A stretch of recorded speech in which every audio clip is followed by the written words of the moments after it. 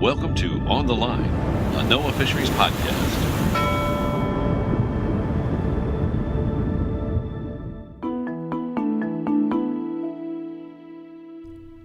For a few months now, sea lion pups have been stranding on the coast of Southern California. So many have washed up, emaciated and exhausted, that marine mammal care centers can scarcely hold them all. But while most people first noticed the pups on the beach, their desperate plight began on the Channel Islands, which are about 25 miles offshore from Santa Barbara. Those islands are home to the sea lion rookeries, where the pups are born and where they spend their first year of life. Sharon Melin is a wildlife biologist with the NOAA Fisheries National Marine Mammal Laboratory, and she recently returned from 3 weeks of fieldwork on the Channel Islands. She went there to weigh sea lion pups and collect other data on the population, and in fact she does this every year, though what she saw this year was a very different sight from what she saw in years past. I understand that you just got back from San Miguel Island, which is one of the Channel Islands, and it's a major sea lion rookery, is that correct? Yes, that's right. And so what were you doing there? Well, this last trip was it was a 3-week trip. We were following up on the condition of California sea lion pups given this large stranding event that's going on along the coast. So I was out there weighing pups. We captured 50 pups that have long-term marks on them, and we know their weights from September and then again in February and now again in March, and we're trying to keep track of their weight gain and their growth, which is largely influenced by environmental conditions that their mother is experiencing, because right now they're still dependent on their mother. So basically they're reflecting her difficulties finding food out in the environment. They don't wean until the following April, so they're with their mother almost a full year.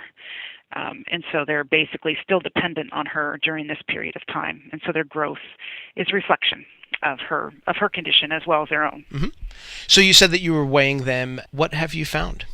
Well, they are still not growing. So basically since September of last year, so pups were about 3 months in their first time that we weighed them. And from that time until now, until March, they basically haven't grown at all. Their growth rates have been very, very, very low, 0.01 kilograms per day, which is normally it's 0.07. So it's a lot less than it should be. And they're in very poor condition. Those that have survived to this point are in very poor condition. So they're starving, is that what you're saying? Some of them are definitely starving. Those that are surviving and they're sort of just hanging on, they're sort of right at that cusp of starving. And then there are a lot of animals that are literally starving to death. And a lot of those animals are eventually leaving the rookeries, and those are the animals that are washing up on shore. They're the ones that finally decide they have to go to try to find food, but they're too little and they don't have any foraging skills, and so they get out there in the ocean and they just can't survive, and so they end up washing ashore. You said that the condition of the pups reflects the fact that the mothers are having difficulty finding food. So what's going on? Well, there has been, and you possibly have heard of this in the press recently, they've been calling it the warm blob, warm pools of water extending hundreds of miles offshore from Baja all the way up to the Gulf of Alaska. So it's a huge, huge warm pool, and it's been persistent. So it's been there since last April. And so that warm water basically has caused a displacement of most of the prey for California sea lions. And so they're having to travel farther, dive deeper in order to find food. And for females, it's not as much of a problem for adult males or juveniles or females that don't have pups, because they can just go wherever the food is. But a female that has a pup is tied to the Rookery Island till she weans her pup almost a year later. So a little bit of their life history, basically, from the time she has her pup. She will go out for 2 to 5 days, depending on the time of year, and she'll go out on a foraging trip, and while she's gone, the pup is on shore and it's fasting. And she's out and she's collecting food and producing milk, and then she comes back and she nurses the pup for a day and a half or so, and then she goes back out and she does this again. What's happening now in this year is that those prey sources that females use in the wintertime are not where they normally would be, or they're too deep in the water column for females to access them. So sometimes the prey will go deeper when the surface waters get warm. And so basically their primary prey, which are sardine and anchovy and rockfish and hake, Pacific hake, and market squid. Those are kind of their 5 top prey.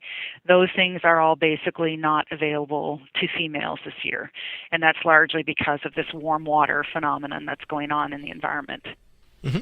So the females with pups are having to travel farther or dive deeper to find food. Are you assuming that that's what they're doing because we know that's where the prey has gone, or have you been able to observe that behavior directly? So we have, in last December of 2014, we satellite tagged 12 adult female pup pairs, and then we sort of let them go, and we've been tracking them ever since, tracking the females. So many of them stayed around the island through much of December, but by January we started seeing females sort of taking off and not returning, which is indicative of their pup probably dying.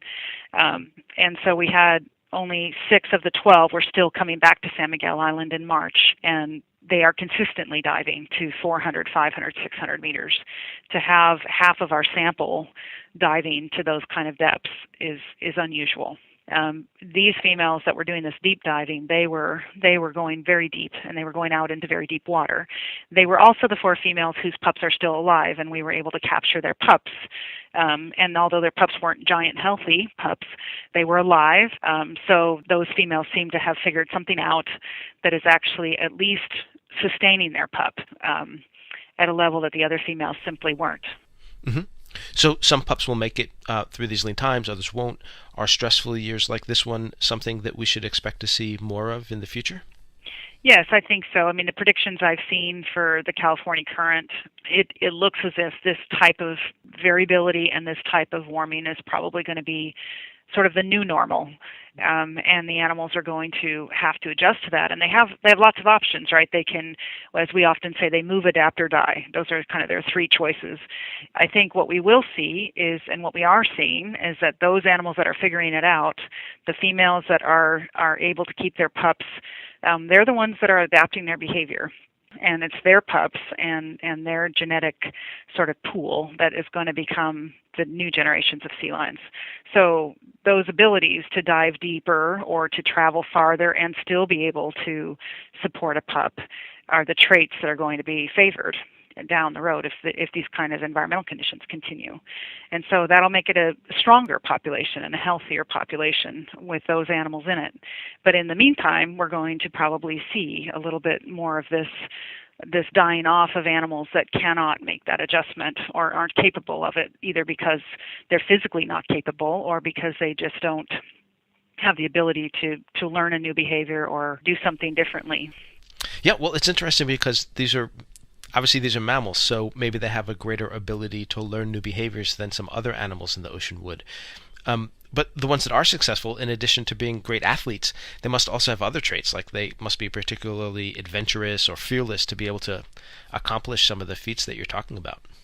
And what we don't know, which would be really interesting to know, is whether these females that are doing this behavior are older than the others, and that's something we just don't know, because when we catch them, we don't have any way of knowing their age.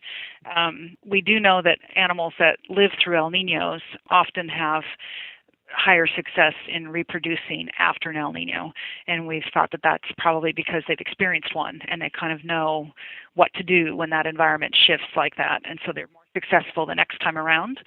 And so that's one kind of unknown we have in this study. It would have been really nice to have been able to age them and know how old they were, to know whether we're seeing, an experience component to this behavior. How's the population doing overall, though? Is this a threat to their continued existence? No, it's a very healthy population. The current estimate is at just over 300,000, and they're doing very well. We consider them a success story under the Marine Mammal Protection Act. This is certainly going to reduce the population, but we don't at this point think it's going to be anything that would cause us worry. So in terms of the oceans getting warmer, all over our coasts, marine species are heading north in order to stay within the preferred. That was Sharon Melin, a wildlife biologist with the NOAA Fisheries National Marine Mammal Laboratory. The research Melin described isn't just in response to the sea lion strandings. NOAA Fisheries scientists have been marking and weighing pups and collecting other data at San Miguel Island every year since 1975. That type of long-term data collection is critical to understanding unusual events like the ones that we're seeing today. If you see a sick or stranded California sea lion on the beach, please do not touch the animal. Stay at a safe distance, keep your pets away, and call the rescue center that works in your county. We've put a list of the rescue centers and their phone numbers on our podcast page. That's www.fisheries.noaa.gov/podcast. There you'll also find more information about the sea lion stranding event and what NOAA Fisheries and the California Marine Mammal Stranding Network are doing about it. Thanks for listening. I'm Rich Press, and this is On the Line. You have been listening to the NOAA Fisheries podcast, On the Line. Join us next time for a first-hand look at the people and the science behind managing our nation's fisheries.